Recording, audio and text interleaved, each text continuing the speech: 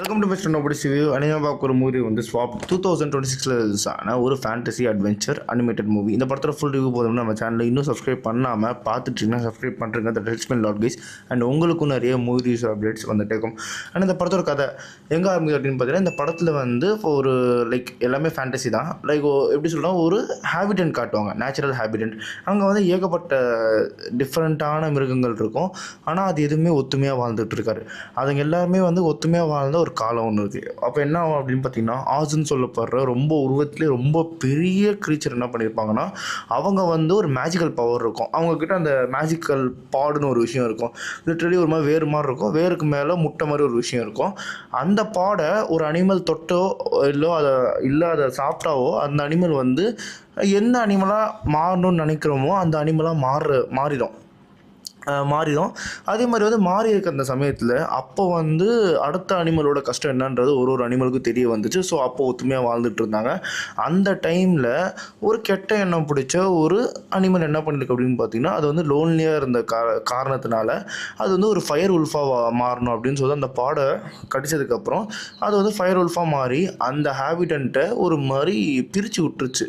So அப்போலேருந்து இப்போ வரைக்குமே எந்த ஒரு க்ரீச்சரும் இன்னொரு க்ரீச்சரை நம்புறது இல்லை, ஒத்துமையாக இருந்ததும் இல்லை. இது வந்து ஆதிகாலத்து கதை அண்ட் இது வந்து ஒரு ஃபேரிடெயில் மாதிரி சொல்லப்படுது. இப்போது கரண்ட்டில் என்ன ஆகுது அப்படின்னு பார்த்தீங்கன்னா, பூக்குன்னு சொல்லப்படுற ஒரு அனிமல் அண்டு அந்த பூக்கூவில் வந்து ஆலின்னு சொல்லிட்டு நம்ம படத்தோட ஹீரோ அவர் என்ன பண்ணுறாரு அப்படின்னு பார்த்தீங்கன்னா, முறையாக வந்து ஒரு பறவையை நம்புவார். அந்த பறவையோட பேர் வந்து ஐவி. அண்ட் அந்த பறவையை நம்பினதுக்கப்புறம் என்ன பண்ணுவார் அப்படின்னு பார்த்தீங்கன்னா, இந்த பிப்லெட்ஸ்னு சொல்லுவாங்க, சின்னதாக ஒரு மாதிரி ஒரு ஃபுட் வெரைட்டி. அதை ஓப்பன் பண்ணுறதுக்கு பறவைங்களுக்கு தெரியாது. இவர் என்ன பண்ணுவார் ஆலி அப்படின்னு பார்த்தீங்கன்னா, அந்த பறவைக்கு அதை கற்றுக் கொடுத்த உடனே அந்த பறவை அவங்களோட கேங்கே கொண்டு வந்து மொத்த சாப்பாடையும் காலி பண்ணிட்டு போயிடும். இவங்க வந்து வின்டருக்கு ஸ்டாப் பண்ணுற மாதிரி ஒரு நிலைமை வந்துடும். சின்ன வயசில் இப்படி நடந்திருக்கும். ஸோ இப்போ வரைக்குமே அந்த நிலைமை தொடர்ந்து வந்துக்கிட்டே இருக்க அந்த சமயத்தில் ஆலி வந்து இப்போ வளர்ந்துட்டான்.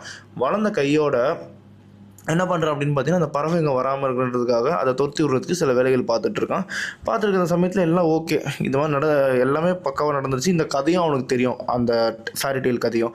அப்போ என்ன ஆகுது அப்படின்னு பார்த்தீங்கன்னா, அந்த பறவைக்கும் இவனுக்கும் ஒரு மாதிரி சேசிங் நடக்கும்போது இவன் ஒரு குழியில் போய் விழுந்துடுறான். குழியில் போய் பார்த்தா அந்த மேஜிக் பாடு இருந்திருக்கு.